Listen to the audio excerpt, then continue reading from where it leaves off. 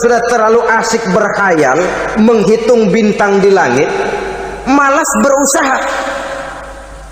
Kalau ada temannya kerja jadi buruh kasar, bawa hasil yang merupakan jerih payah dan peras keringat dia, 1 minggu bergaji 10-15 ribu, diketawain. Apaan gaji lu 10 ribu 15 ribu, entar gua nih kalau ketembus 100 juta entar. Yang 10 ribu dan 15 ribu keringat orang itu dihina, itu dicela. Tetapi dia selalu menghitung, entar nih gua, entarnya wallahu a'lam. Saudara hadirin yang saya muliakan, timbullah sikap malas. Padahal di tengah negara sedang membangun di berbagai bidang kehidupan. Maka sifat malas ini merupakan musuh kita, baik mengejar kemiskinan, baik mengejar kebodohan dan keterbelakangan kita di sektor-sektor lainnya. Alangkah akan terganggunya roda pembangunan di negara kita ini jikalau sebagian besar rakyat dihinggapi oleh penyakit malas, yang malas ini dilatar belakangi oleh penyakit tulul amal, terlalu muluk angan-angan, yang angan-angan ini dininabobokan oleh keinginan untuk mendapatkan untung yang besar tanpa peras keringat dan banting tulang.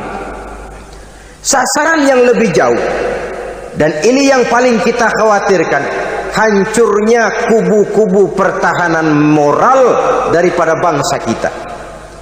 Kita sependapat bahwa lebih penting daripada membangun jembatan adalah membangun manusia yang membangun jembatan.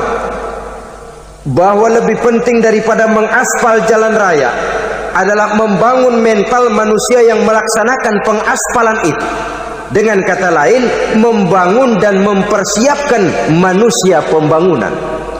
Tanpa itu, maka saya merasa khawatir kalau nanti kita tidak akan sampai kepada target yang kita harapkan oleh karena kandas di tengah jalan.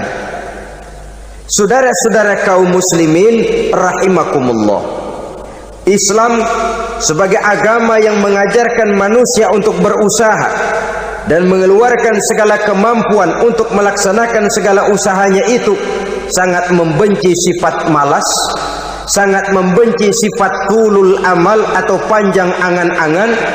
Dan oleh karena judi melahirkan dua sifat itu, Islam sangat menganjurkan pengikutnya untuk menjauhi segala macam jenis perjudian, baik yang terang-terangan maupun yang dilakukan secara samar-samar, tidak ketara, judi canggih sesuai dengan canggihnya teknologi daripada manusia itu sendiri. Ini adalah penyakit yang meracuni masyarakat manusia dari sejak berpribadi, bertetangga, berumah tangga sampai kepada berbangsa dan bernegara. Dan kasus-kasus yang timbul sudah cukup banyak, yang tidak mungkin lagi kita katakan hanya sekedar bersifat kasuistis, bersifat kasus-kasus kecil saja.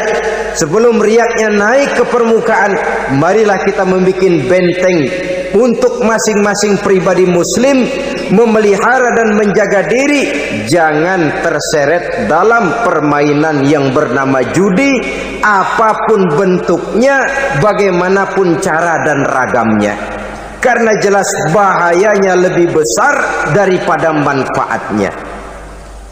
Taruhlah kita barangkali kemarin-marin hanyut dalam arus perjudian, tetapi hendaknya kita bisa mengambil pelajaran bahwa seorang mukmin adalah seorang yang apabila dia melakukan kesalahan, dia segera sadar, dijadikannya pelajaran untuk tidak diulanginya lagi pada masa-masa yang akan datang. Dengan sikap semacam itu, kita tidak lagi akan mengulangi kesalahan-kesalahan lama, dan grafik kehidupan kita dari hari ke hari akan makin menunjukkan hal-hal yang baik dan positif adanya. Saudara-saudara kaum muslimin rahimakumullah, kalau ABRI masuk desa, rakyat beruntung. Kalau jaksa masuk desa, rakyat bahagia. Kalau koran masuk desa, rakyat ikut jadi cerdas. Tapi kalau judi masuk desa, rakyat kiamat. Pembangunan akan terbengkalai, roda perekonomian akan lesu. Karena mestinya orang membelanjakan uang untuk sesuatu yang dia perlukan, akhirnya dia belanjakan untuk sesuatu yang dia tidak perlukan, karena gambaran, khayalan akan mendapat keuntungan yang jauh lebih besar lagi. Padahal istilah orang-orang tua kita dulu, lebih baik makan singkong betulan daripada makan roti ngimpi. Artinya uang yang 1.000-2.000 rupiah itu lebih baik dibelikan beras, dimasak, makan bersama anak dan istri, terasa nikmat dan halalnya, ketimbang beli kertas lalu ngelamun, menghayal, menghitung yang bukan-bukan. Itu kertas dibolak madep ulon, dibolak madep mudik, diputar sana, diputar sini, akhirnya palanya ikut muter. Kira-kira apa yang cocok? Masih belum puas, kertas dilihat, orang gila ditanyain. Sudah tahu waras, orang gila yang ditanya. Masih belum puas, nanya orang gila, tidur di kuburan. Allahu Akbar. Padahal di rumahnya tempat tidurnya empuk, anget, nggak ada nyamuk. Kuburan, tidur di kuburan. Dampak-dampak negatif yang semacam ini pada gilirannya mau atau tidak mau akan menyeberang kepada garis akidah, membahayakan dan mengancam nilai-nilai tauhid yang kita miliki. Sudah kertas dibolak-balik, tidak puas, orang gila ditanya. Orang gila ditanya belum maram, tidur di kuburan. Barangkali ada bisikan. Saudara hadirin yang saya muliakan, memang walaupun wahyu sudah berhenti, tapi Allah masih memberikan ilham kepada hamba-hambanya yang dikehendakinya. Tetapi ilham itu bentuknya positif. Kalau saudara pagi-pagi berniat, tahu-tahu datang pikiran nanti malam mau ngaji, itu namanya ilham. Kalau saudara sedang merenung, tahu-tahu datang pikiran, saya mau sedekah, itu namanya ilham, bentuknya positif. Tapi kalau ngelamun, tahu-tahu datang pikiran nomor sekian pasang, itu bukan ilham, itu belis.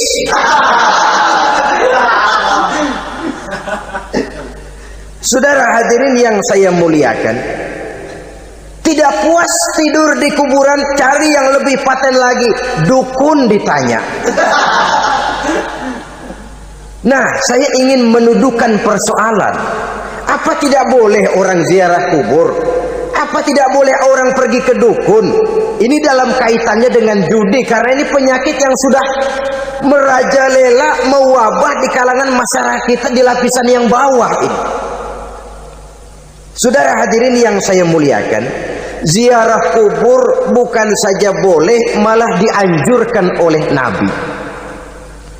Tetapi ziarah kubur yang dianjurkan oleh Nabi itu dengan tujuan pertama, agar orang ingat kepada mati. Kafa bil mauti wa'izah, kata Nabi. Cukup dengan mengingat mati menjadi pelajaran bagi kamu semua.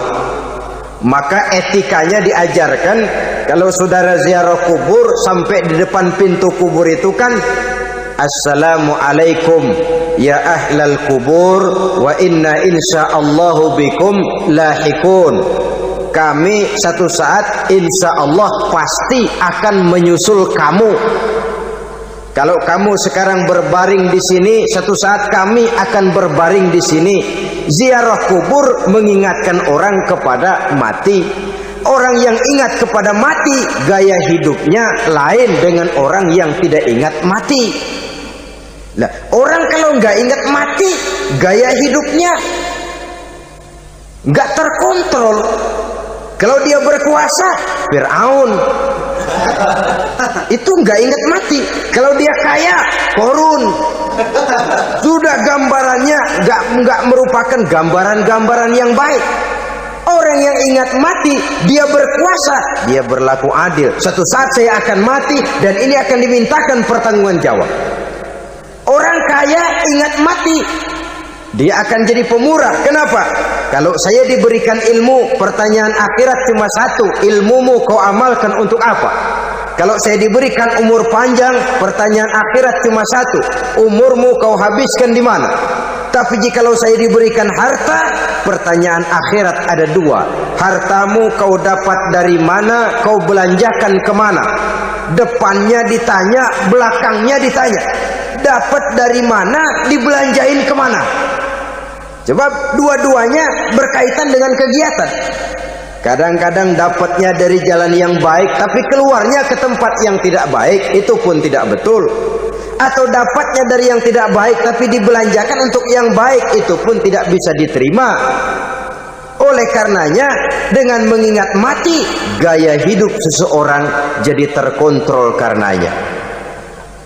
Yang kedua, dianjurkan kita untuk berziarah kubur itu mendoakan orang-orang yang sudah meninggal. Mal mayyitu fi qabrihi illa kal gharikil mutaghawis, kata Nabi. Orang yang sudah meninggal itu di alam barzaknya adalah seperti orang yang tenggelam di lautan, menunggu doa dari keluarganya yang masih hidup. Apakah itu anaknya, kemenakannya, cucunya, dan lain sebagainya. Adapun yang kalau kita ziarahi itu kuburnya orang-orang yang kita tahu merupakan orang soleh, orang yang berjiwa bersih, yang kita kenal ketakwaannya kepada Allah Subhanahu wa ta'ala, tidak ada salahnya kita bertabarruk, asal jangan dengan satu keyakinan bahwa dia secara mandiri bisa mendoakan kita. Dia hanya bisa melakukan itu hanya dengan izin Allah. Nah, umumnya orang kalau sudah ziarah ke kubur-kubur keramat itu Allahnya kelupaan. Itu yang dikhawatirkan merusak dan mengganggu akidah. Sehingga di awal-awal perkembangan Islam, Nabi pernah melarang orang ziarah kubur itu. Ini bisa kita simak dari hadis, kuntu nahaitukum an ziyaratil qabri fazuruha. Dahulu aku pernah melarang kamu untuk ziarah kubur, adapun sekarang kalau mau ziarah, ziarahlah kamu. Kata-kata dulu aku pernah melarang kamu itu menggambarkan bahwa pada permulaan perkembangan Islam, nilai keimanan para sahabat masih rapuh, masih lemah, masih memerlukan pembinaan. Sehingga kalau mereka sering ke kubur, dikhawatirkan mereka minta kepada kubur. Nah, tetapi tatkala nilai keimanannya sudah mapan, sudah kuat, kata Rasul, fazuruha. Adapun sekarang kalau mau pergi berziarah, ziarahlah kamu. Saudara hadirin yang saya muliakan, jadi jangan melupakan Allah. Saya bisa saja berkata, kalau saya misalnya pakai cincin, lalu saya bilang, saya sejak pakai cincin ini, jangan anak gadis, nenek-nenek ngelihat saya lemes. Atau sejak pakai cincin ini, dagangan laris bener. Cincin itu yang menggelincirkan akidah. Untuk tidak tergelincir, orang harus tidak melupakan Allah. Dia bisa berkata, alhamdulillah, Allah memberikan keistimewaan kepada batu cincin saya. Batu cincinnya tidak apa-apa, Allah yang memberikan keistimewaan. Ini dalam bentuk yang langsung. Dalam bentuk yang tidak langsung kita bisa lihat, misalnya kalau petani ditanya, ini bisa panen besar ini rahasianya apa, Pak? Oh, pupuk urea, pupuk urea. Nah, Allah nomor 16. Seorang petani yang baik keimanannya, dia akan berkata, kami bisa panen besar karena izin Allah. Lah, kalau pupuknya mah pakai pupuk urea, izin Allahnya dahulu, baru kemudian pupuknya nyusul. Jadi sebenarnya bukan cuma pergi ke dukun yang bisa merusak keimanan, pergi ke dokter juga bisa loh merusak keimanan. Kalau berkeyakinan bahwa dokter itulah yang memberikan sembuh, kenapa akidah saudara tidak tergelincir karenanya? Dokter hanya memberikan obat dan resep, sembuh itu datangnya dari Allah. Ini yang diungkapkan lewat lisan Nabi Ibrahim alaihi salam, wa idza maridtu fahuwa yashfini. Apabila aku sakit, dialah Allah yang memberikan sembuh. Memberikan sembuh. Jangan juga menyalahartikan ayat ini. Ada ayat begini sakit terus nekat. Udah nggak usah berobat dah, memang penyakit dari Tuhan. Ntar waktunya baik ya baik ya. Udah ampek terus dah. Orang yang berobat saja belum tentu sembuh, apalagi yang tidak berobat. Sama juga orang nggak sembahyang kita ajakin ngotot, lu juga yang sembahyang belum tentu masuk surga katanya. Lah yang sembahyang belum tentu masuk surga, bagaimana cengoran lu yang nggak sembahyang?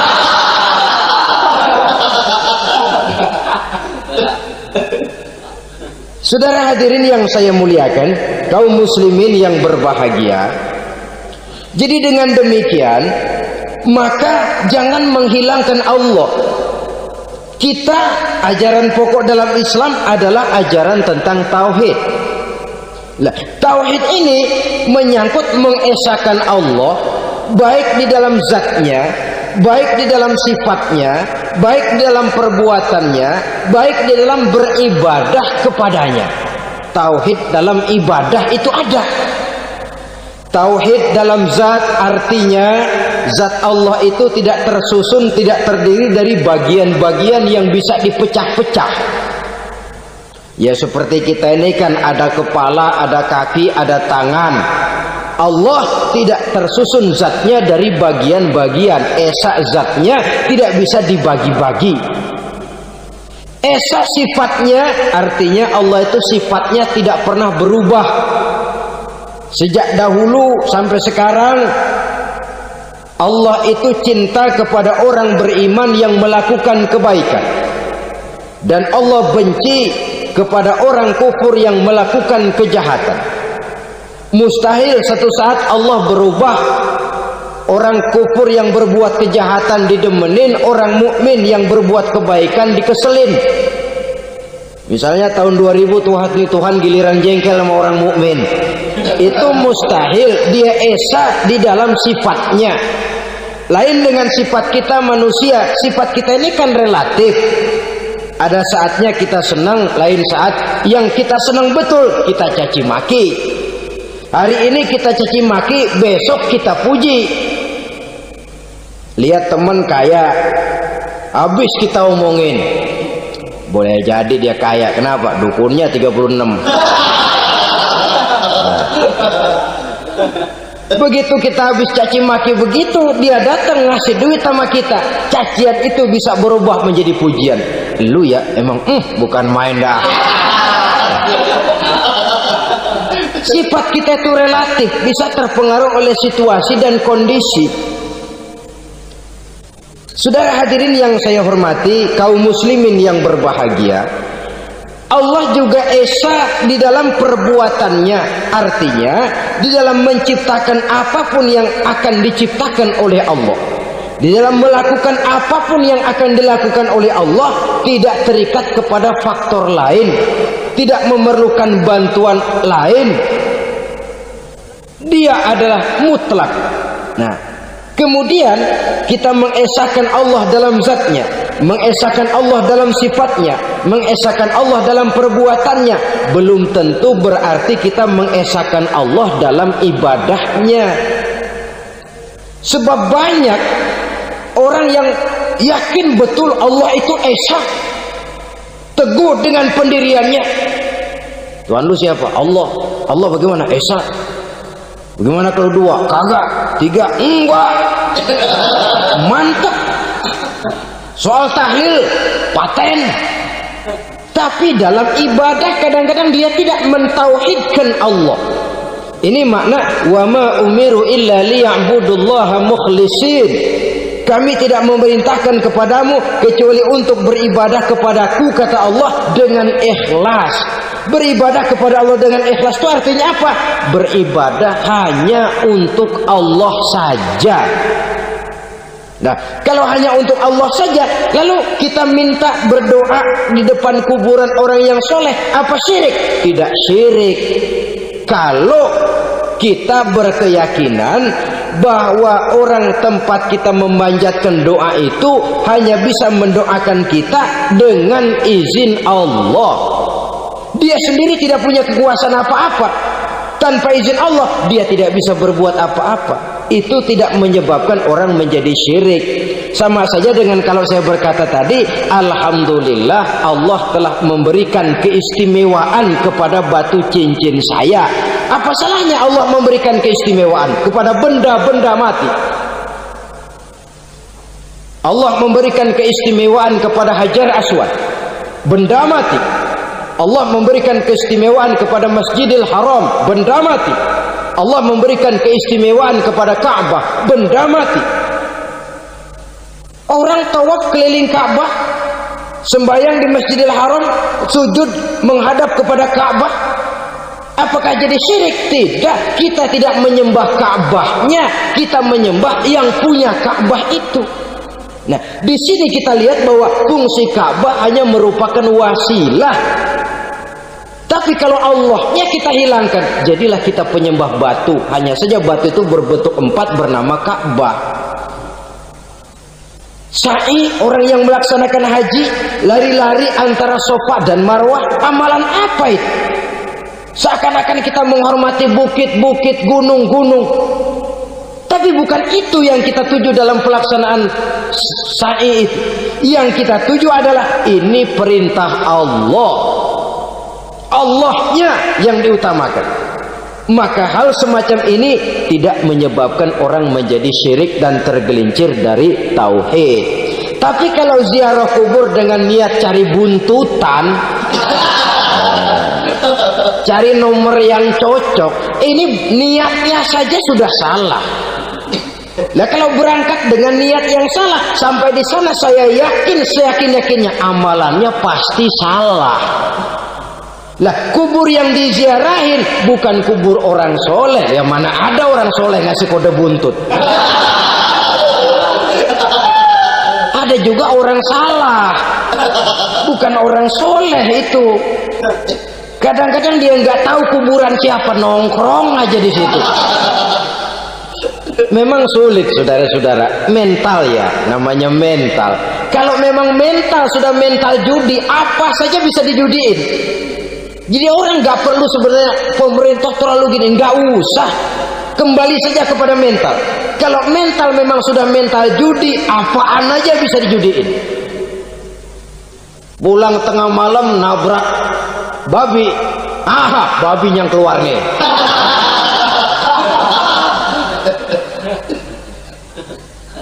Mobil lewat, nomornya bisa dijudiin. Bajai lewat, bajai bisa dijudiin. Mental. Kalau memang mental sudah mental judi, apapun saja bisa dijudikan. Saudara hadirin yang saya muliakan, lalu bagaimana dengan dukun? Ya, saudara hadirin, pergi ke dukun hakikatnya sama dengan pergi ke dokter. Orang berusaha melaksanakan yang namanya syariat, hakikatnya kembalikan kepada Allah. Syariatnya kita laksanakan. Tetapi, nah ini tetapi, yang pertama saudara harus tahu betul dukunnya itu bayang apa enggak, agamanya kuat apa enggak. Sebab ya tentu tidak ada dukun yang jelek, karena pada umumnya penyakit dukun itu kan nyohor, iklan lewat koleha-kolehanya. Kita bisul kecil datang, kata dukun, ini si kecil kemarin bisul kayak kelapa 5 menit baik. 5 menit padahal kemarin kagak ada yang datang. Diolah sedemikian rupa supaya orang mantap. Jadi jangan asal sembarangan. Kadang-kadang lihat potongan dukunnya aja kita ngeri. mukanya sudah kremot, nggak pernah tersentuh air wudhu. Jangankan air wudhu, mandi aja jarang. Yang kayak begini yang dipegang mati-matian, yang dipercayai habis-habisan, akan kita kemanakan tauhid kita ini? Apalagi kalau perginya sudah dengan niat mencari nomor yang jitu. Itu saya katakan lagi tadi, berangkat saja sudah dengan niat yang salah. Orang berusaha silahkan. Sama juga kita ke dokter. Oleh dokter kan setelah diperiksa penyakit kita, lalu dianalisa, oh ini penyakitnya ini, kemudian diberikan obat. Lah, obat itu kan tentu ada aturan minumnya tuh. Yang kapsul ini sehari 3 kali, yang tablet ini sehari 2 kali. Kalau kita minumnya kelebihan, overdosis namanya. Saking pengen cepet baik, sekali minum 10 tablet. Ya memang nggak sakit-sakit lagi, tapi nggak hidup sudah. Habis. Kita pun dalam melaksanakan amalan hidup beragama begitu. Saudara datang kepada kiai, orang-orang soleh, meminta amalan, wiridan, itu jangan sampai overdosis. Tidak sesuai dengan kemampuan pribadi. Wong masih SD sudah minta matematika kelas SMP, celeng. Baru SMP sudah minta diajarkan filsafat kelas perguruan tinggi, semaput.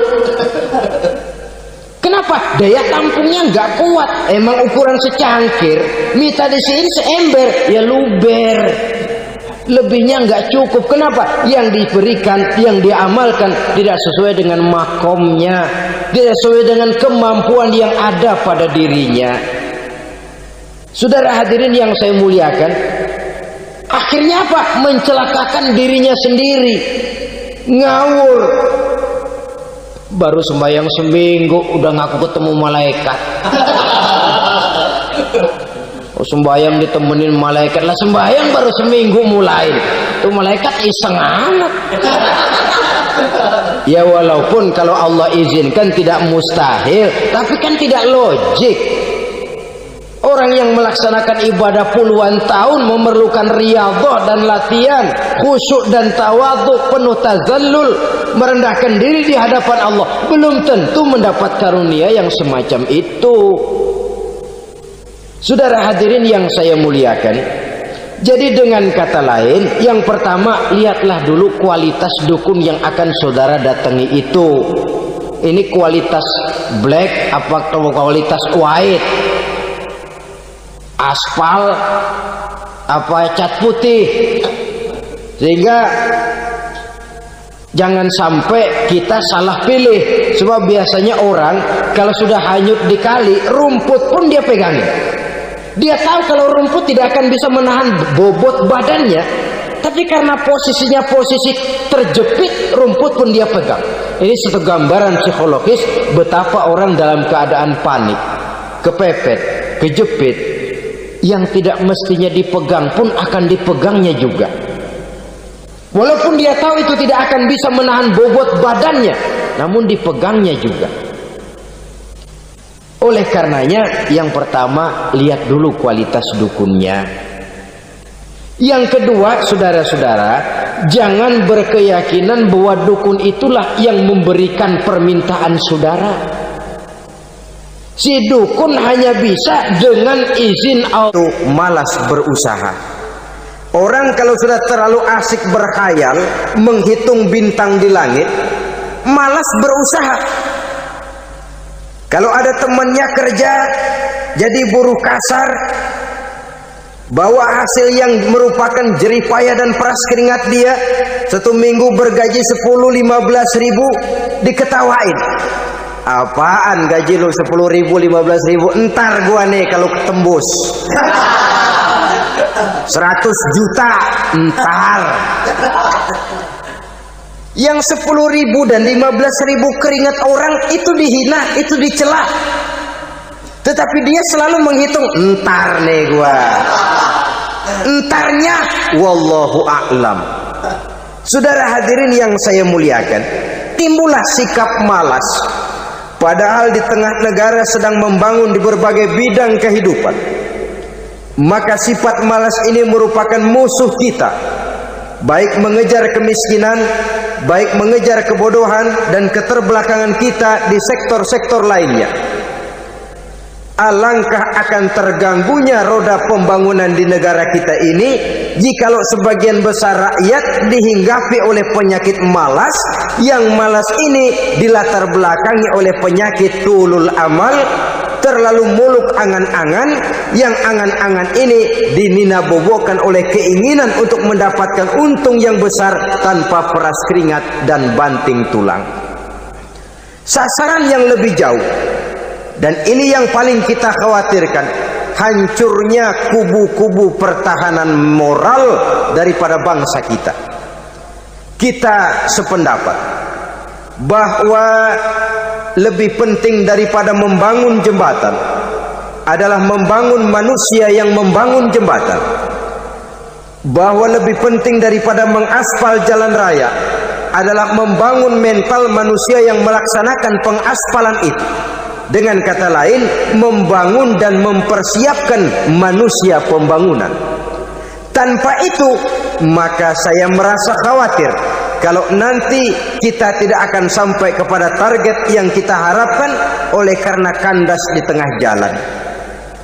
Saudara-saudara kaum muslimin rahimakumullah, Islam sebagai agama yang mengajarkan manusia untuk berusaha dan mengeluarkan segala kemampuan untuk melaksanakan segala usahanya itu, sangat membenci sifat malas, sangat membenci sifat tulul amal atau panjang angan-angan.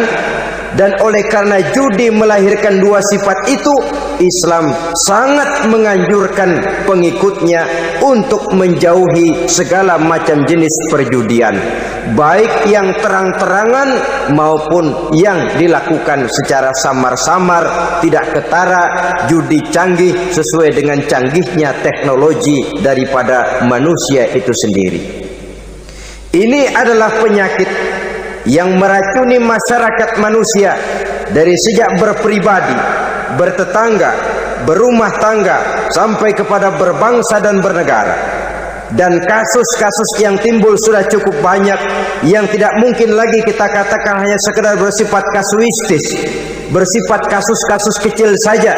Sebelum riaknya naik ke permukaan, marilah kita membuat benteng untuk masing-masing pribadi muslim memelihara dan menjaga diri, jangan terseret dalam permainan yang bernama judi, apapun bentuknya, bagaimanapun cara dan ragamnya.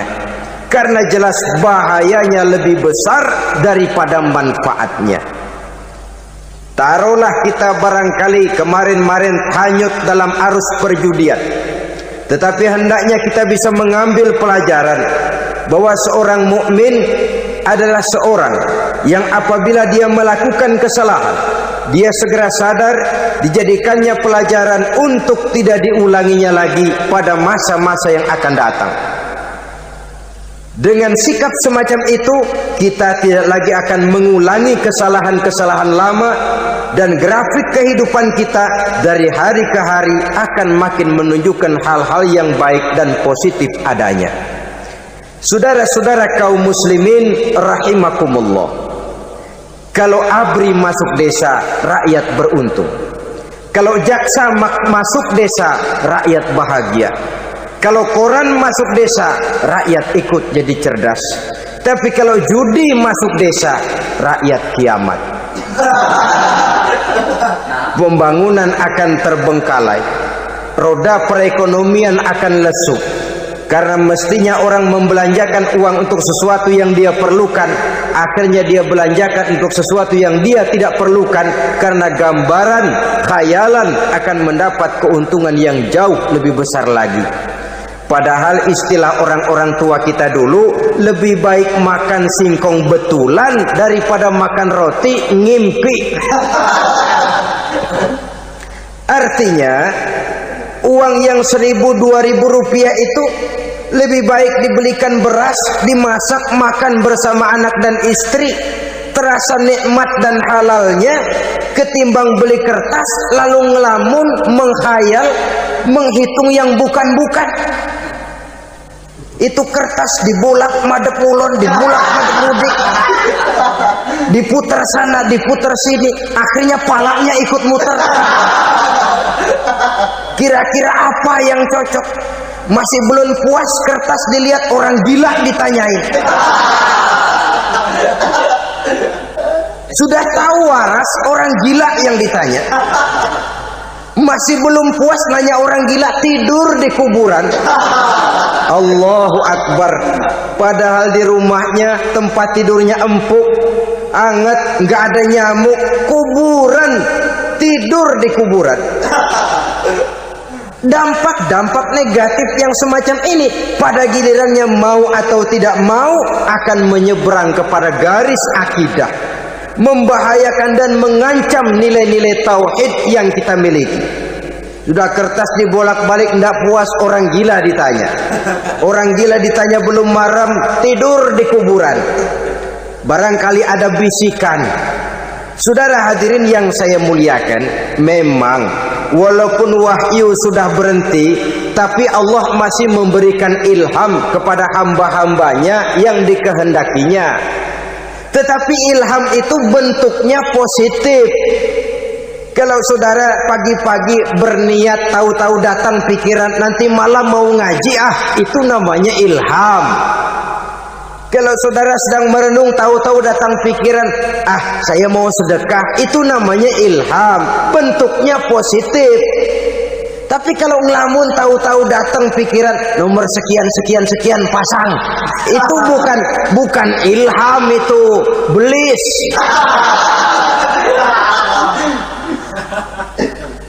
Saudara hadirin yang saya muliakan, tidak puas tidur di kuburan, cari yang lebih paten lagi, dukun ditanya. Nah, saya ingin menuduhkan persoalan. Apa tidak boleh orang ziarah kubur? Apa tidak boleh orang pergi ke dukun? Ini dalam kaitannya dengan judi, karena ini penyakit yang sudah merajalela, mewabah di kalangan masyarakat kita di lapisan yang bawah ini. Saudara hadirin yang saya muliakan, ziarah kubur bukan saja boleh, malah dianjurkan oleh Nabi. Tetapi ziarah kubur yang dianjurkan oleh Nabi itu dengan tujuan pertama, agar orang ingat kepada mati. Kafa bil mauti wa'izah, kata Nabi. Cukup dengan mengingat mati menjadi pelajaran bagi kamu semua. Maka etikanya diajarkan, kalau saudara ziarah kubur, sampai di depan pintu kubur itu kan, Assalamualaikum ya ahlal kubur wa inna insyaallahu bikum lahikun. Kami satu saat insya Allah pasti akan menyusul kamu. Kalau kamu sekarang berbaring di sini, satu saat kami akan berbaring di sini. Ziarah kubur mengingatkan orang kepada mati. Orang yang ingat kepada mati, gaya hidupnya lain dengan orang yang tidak ingat mati.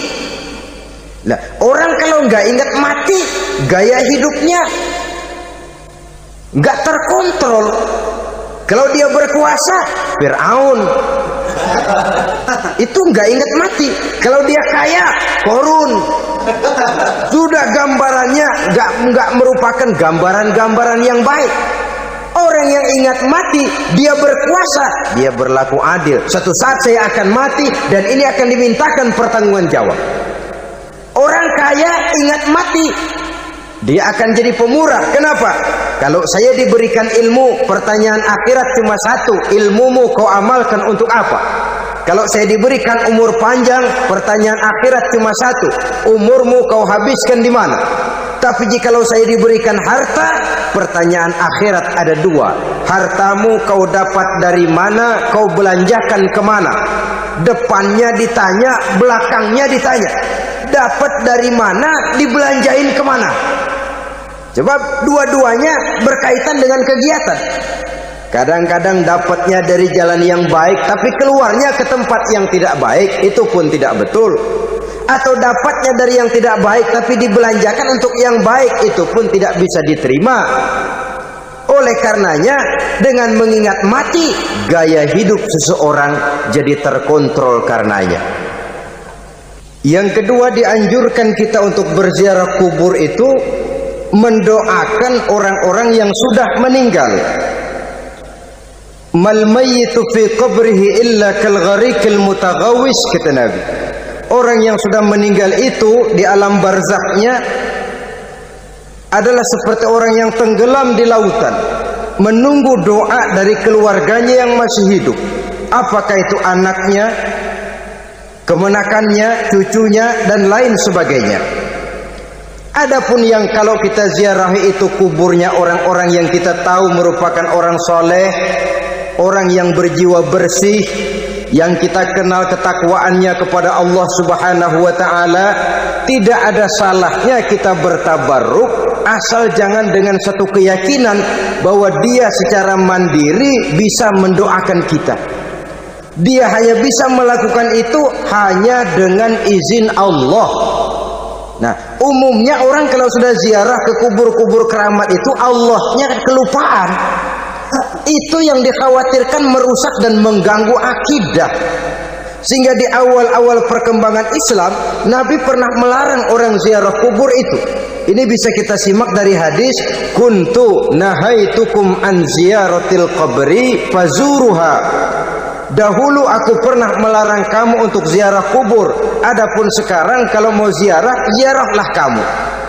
Kata-kata dulu aku pernah melarang kamu itu menggambarkan bahwa pada permulaan perkembangan Islam, nilai keimanan para sahabat masih rapuh, masih lemah, masih memerlukan pembinaan. Sehingga kalau mereka sering ke kubur, dikhawatirkan mereka minta kepada kubur. Nah, tetapi tatkala nilai keimanannya sudah mapan, sudah kuat, kata Rasul, fazuruha.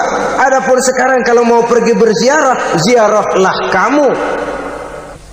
Saudara hadirin yang saya muliakan, jadi jangan melupakan Allah. Saya bisa saja berkata, kalau saya misalnya pakai cincin, lalu saya bilang, saya sejak pakai cincin ini, jangan anak gadis, nenek-nenek ngelihat saya lemes. Atau sejak pakai cincin ini, dagangan laris bener. Cincin itu yang menggelincirkan akidah. Untuk tidak tergelincir, orang harus tidak melupakan Allah. Dia bisa berkata, alhamdulillah, Allah memberikan keistimewaan kepada batu cincin saya. Batu cincinnya tidak apa-apa, Allah yang memberikan keistimewaan. Ini dalam bentuk yang langsung. Dalam bentuk yang tidak langsung kita bisa lihat, misalnya kalau petani ditanya, oh ini bisa panen besar ini rahasianya apa Pak? Oh, pupuk urea. Pupuk urea. Nah, Allah nomor 16. Seorang petani yang baik keimanannya, dia akan berkata, kami bisa panen besar karena izin Allah. Lah, kalau pupuknya mah pakai pupuk urea, izin Allahnya dulu, baru kemudian pupuknya nyusul. Jadi sebenarnya bukan cuma pergi ke dukun yang bisa merusak keimanan, pergi ke dokter juga bisa loh merusak keimanan. Kalau berkeyakinan bahwa dokter itulah yang memberikan sembuh, kenapa akidah saudara tidak tergelincir karenanya? Dokter hanya memberikan obat dan resep, sembuh itu datangnya dari Allah. Ini yang diungkapkan lewat lisan Nabi Ibrahim alaihi salam, wa idza maridtu fahuwa yashfini. Apabila aku sakit, dialah Allah yang memberikan sembuh. Memberikan sembuh. Jangan juga menyalahartikan ayat ini. Ada ayat begini sakit terus nekat. Udah nggak usah berobat dah, memang penyakit dari Tuhan, ntar waktunya baik ya baik ya. Udah ampek terus dah. Orang yang berobat saja belum tentu sembuh, apalagi yang tidak berobat. Sama juga orang nggak sembahyang kita ajakin ngotot, lu juga yang sembahyang belum tentu masuk surga katanya. Lah yang sembahyang belum tentu masuk surga, bagaimana cengoran lu yang nggak sembahyang?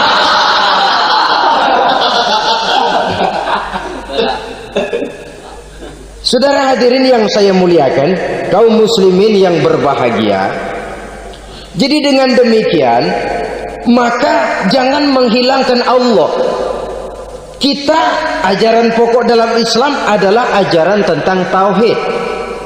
Nah, tauhid ini menyangkut mengesahkan Allah, baik di dalam zatnya, baik di dalam sifatnya, baik di dalam perbuatannya, baik di dalam beribadah kepadanya.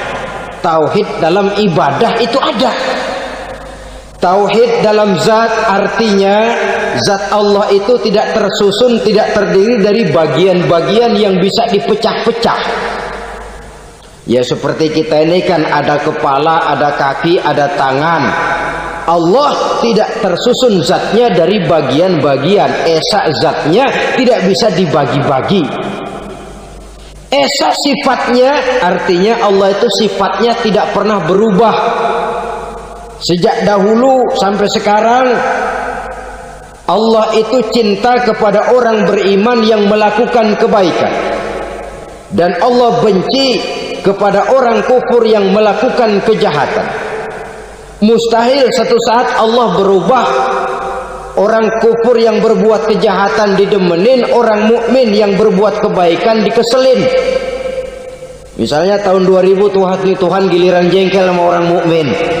Itu mustahil. Dia esa di dalam sifatnya. Lain dengan sifat kita manusia. Sifat kita ini kan relatif. Ada saatnya kita senang, lain saat yang kita senang betul kita caci maki. Hari ini kita caci maki, besok kita puji. Lihat teman kaya, habis kita omongin. Boleh jadi dia kaya, kenapa? Dukunnya 36. Begitu kita habis caci maki begitu, dia datang ngasih duit sama kita. Cacian itu bisa berubah menjadi pujian. Lu ya emang bukan main dah. Sifat kita itu relatif, bisa terpengaruh oleh situasi dan kondisi. Saudara hadirin yang saya hormati, kaum muslimin yang berbahagia, Allah juga esa di dalam perbuatannya. Artinya di dalam menciptakan apapun yang akan diciptakan oleh Allah, di dalam melakukan apapun yang akan dilakukan oleh Allah, tidak terikat kepada faktor lain, tidak memerlukan bantuan lain. Dia adalah mutlak. Nah, kemudian kita mengesahkan Allah dalam zatnya, mengesahkan Allah dalam sifatnya, mengesahkan Allah dalam perbuatannya. Belum tentu berarti kita mengesahkan Allah dalam ibadahnya. Sebab banyak orang yang yakin betul Allah itu esa, teguh dengan pendiriannya. Tuhan lu siapa? Allah. Allah bagaimana? Esa. Bagaimana kalau dua? Kagak. Tiga? Enggak. Mantap. Soal tahlil paten. Tapi dalam ibadah kadang-kadang dia tidak mentauhidkan Allah. Ini makna wa ma umiru illa liya'budullaha mukhlisin. Kami tidak memerintahkan kepadamu kecuali untuk beribadah kepadaku, kata Allah, dengan ikhlas. Beribadah kepada Allah dengan ikhlas itu artinya apa? Beribadah hanya untuk Allah saja. Nah, kalau hanya untuk Allah saja, lalu kita minta berdoa di depan kuburan orang yang soleh, apa syirik? Tidak syirik. Kalau kita berkeyakinan bahwa orang tempat kita memanjatkan doa itu hanya bisa mendoakan kita dengan izin Allah. Dia sendiri tidak punya kekuasaan apa-apa. Tanpa izin Allah dia tidak bisa berbuat apa-apa. Itu tidak menyebabkan orang menjadi syirik. Sama saja dengan kalau saya berkata tadi, alhamdulillah Allah telah memberikan keistimewaan kepada batu cincin saya. Apa salahnya Allah memberikan keistimewaan kepada benda-benda mati? Allah memberikan keistimewaan kepada Hajar Aswad, benda mati. Allah memberikan keistimewaan kepada Masjidil Haram, benda mati. Allah memberikan keistimewaan kepada Ka'bah, benda mati. Orang tawaf keliling Ka'bah, sembahyang di Masjidil Haram, sujud menghadap kepada Ka'bah, apakah jadi syirik? Tidak.